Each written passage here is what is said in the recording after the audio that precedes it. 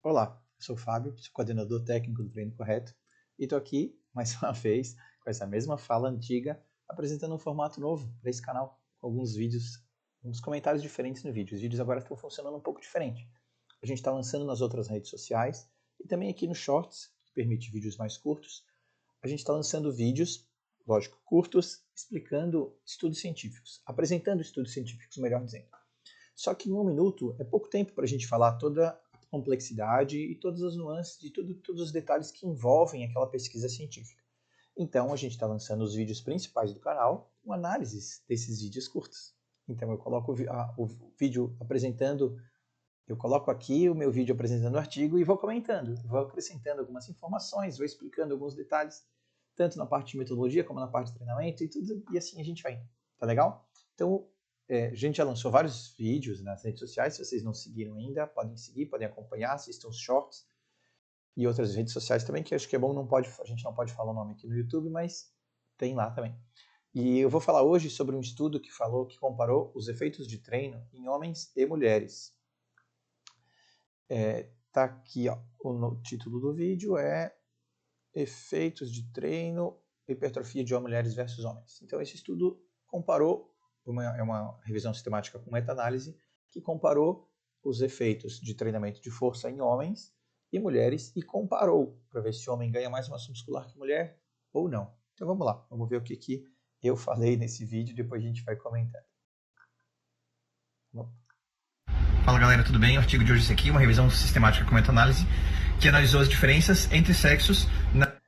Que é isso, cara? Gravou dentro do metrô, só pode ser com tanto barulho assim. Vamos lá, vamos de novo, voltando agora sério, vai. Fala galera, tudo bem? O artigo de hoje é esse aqui, uma revisão sistemática com meta-análise, que analisou as diferenças entre sexos nas mudanças absoluta e relativa do aumento de massa muscular após treinamento de força. O artigo foi publicado esse ano pelo grupo de pesquisa do Martin Refalo. A revisão deles começou com 2.200 artigos, mas após alguns critérios de inclusão e exclusão, eles trabalharam com 27 artigos. Eu gosto de trazer esse quadro porque mostra quão ampla é a literatura e quão extensivo é o trabalho para chegar nesses 27 artigos. Mas não pensem vocês, quando eu apresento isso, de 2.200 artigos, todos eles eram exatamente sobre essa temática, não era. Tá? A gente coloca palavras-chave em alguns mecanismos de busca e ele vai encontrando todos os artigos que contenham aquela palavra-chave. Então, por exemplo, se ele colocou hipertrofia no treinamento de força, vai aparecer artigo de biomecânica mostrando sobre como funciona aquele equipamento de acordo com as alavancas do corpo. Vai aparecer um estudo que avaliou treinamento de força, mas não a força, a hipertrofia em si, só a força. Não, ele quer ver a hipertrofia. Ele vai pegar artigo de treinamento de força com populações especiais, com diabetes, com mulheres pós-menopausa, com gestantes, com todos esses públicos que não são tradicionalmente os indivíduos que a gente considera saudáveis. Tá? Não que uma mulher pós-menopausa não seja saudável, ela é sim, mas para desse estudo aqui elas foram excluídas. Tá? Enfim, com base nessas palavras-chave vão aparecendo um monte de artigo que não tem a ver com a temática. E aí eles vão filtrando, por isso que eu digo, vão tendo critérios de inclusão e exclusão, e acabam chegando em 27 artigos, que é bastante, até para uma revisão sistemática, que falaram especificamente do treinamento de força, da hipertrofia do treinamento de força, comparando homens e mulheres. Vamos lá. Esse gráfico mostra as diferenças entre sexos no ganho de massa muscular absoluta.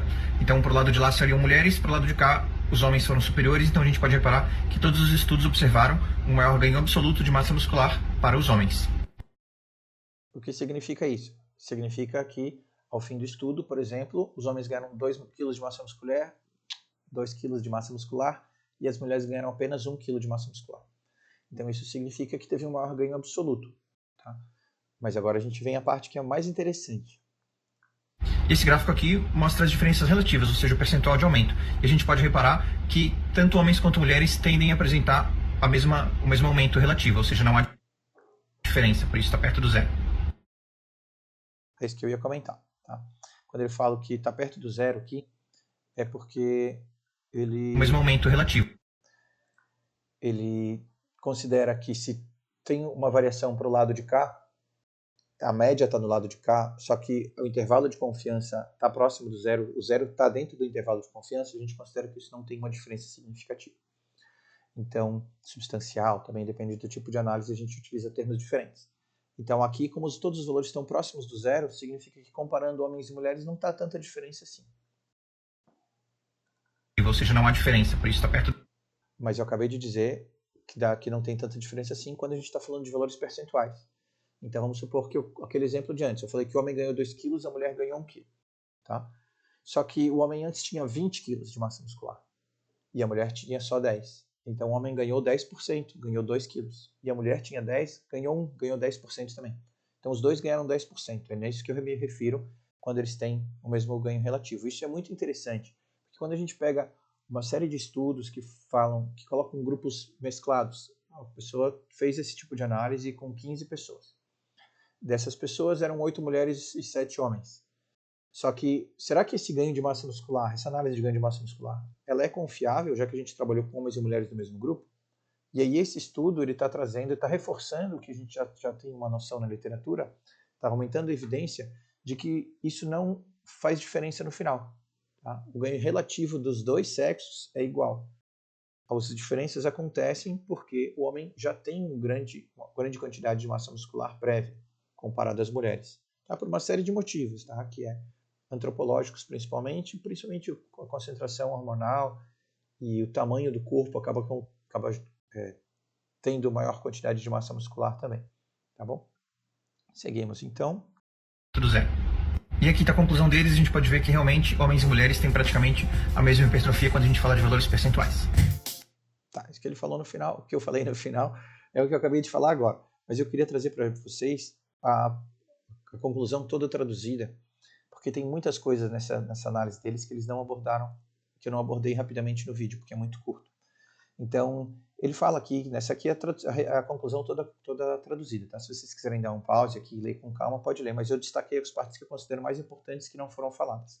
Ele encontrou que a análise deles encontrou maior hipertrofia relativa de fibra muscular tipo 1 em homens, ou seja, aquelas fibras musculares que são menores em homens. Então, teve uma maior quantidade de hipertrofia desse tipo de fibra. E para as mulheres, eles encontraram que teve maior quantidade de hipertrofia da fibra tipo 2, que é a fibra maior. Então, essas diferenças também podem ser consideradas quando a gente estiver analisando homens e mulheres. Tá?